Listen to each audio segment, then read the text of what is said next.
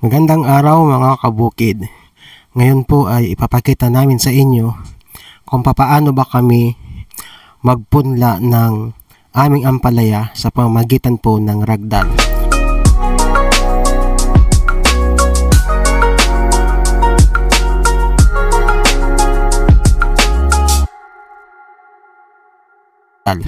Ang una po namin ginawa ay iminabad muna namin ang punla sa tubig ng 8 oras.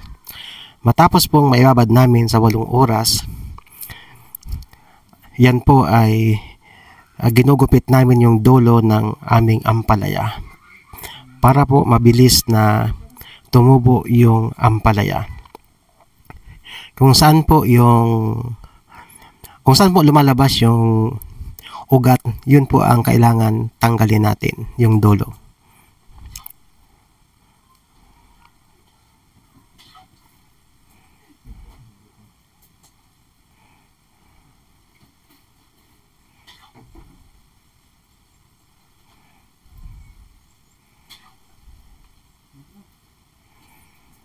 Ganyan lang po ang paggugupit, pagkatanggal ng dulo ng ampalaya.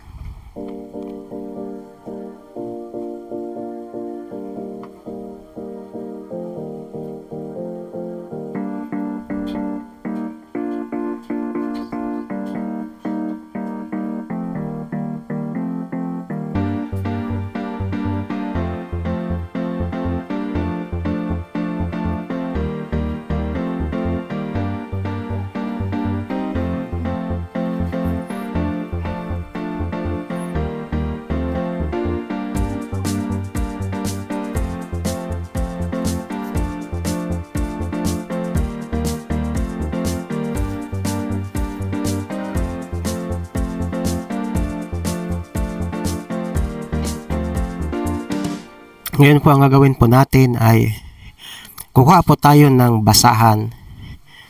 Babasahin po natin siya at pipigaan natin at ikakalat po natin doon ang ating punla. Ang variety po pala nito ay Mestiza F1. Ito po ay 500 seeds at ito po ay ikakalat na natin. At sa loob po ng 3 to 5 days, yan po ay makikita natin, yan po ay lumalabas na ang kanyang mga ugat. At sabay-sabay po ito. Kaya maganda po talagang gamitin ang ragdoll kung tayo po ay magpatubo ng ampalaya.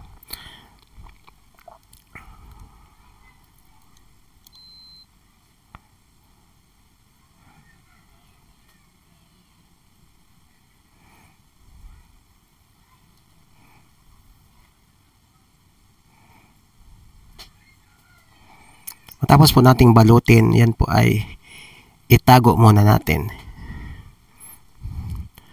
doon po sa lugar na hindi siya naiinitan.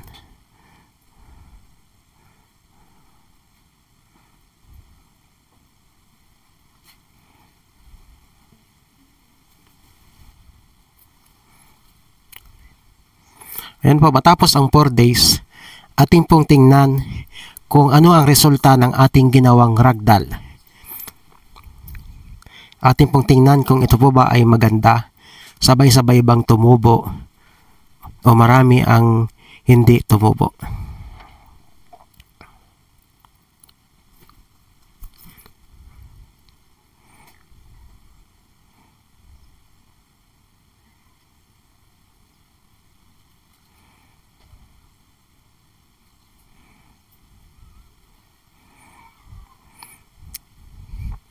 Yan ating pong buksan.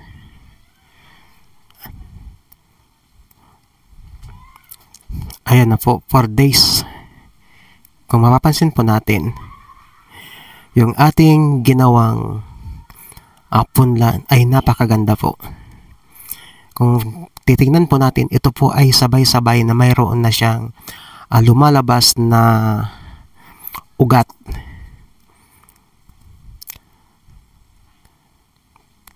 Kaya ito po ay pwede na po nating ilagay sa seedling tray. at doon na po natin ito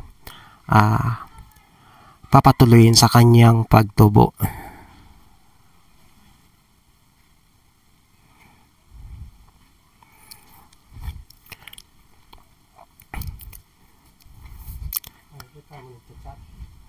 Kapag kami po ay naglalagay ng ampalaya sa aming seedling tray, ay kailangan po lagyan muna natin ng butas ang lupa, ang seedling tray, para doon po natin ihulog ang punlang ampalaya.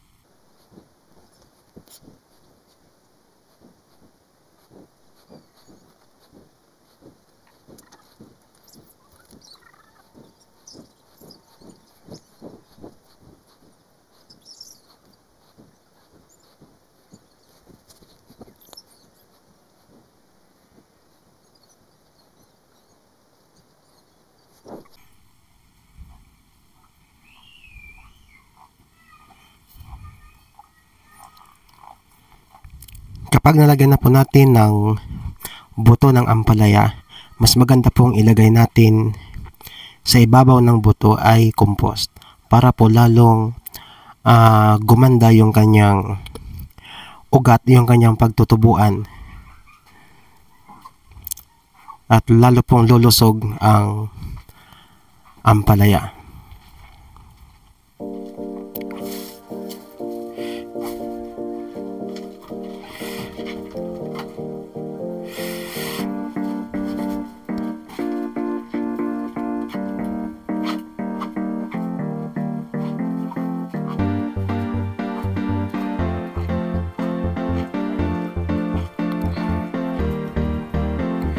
Ganun lang po kasimple kami magpunla.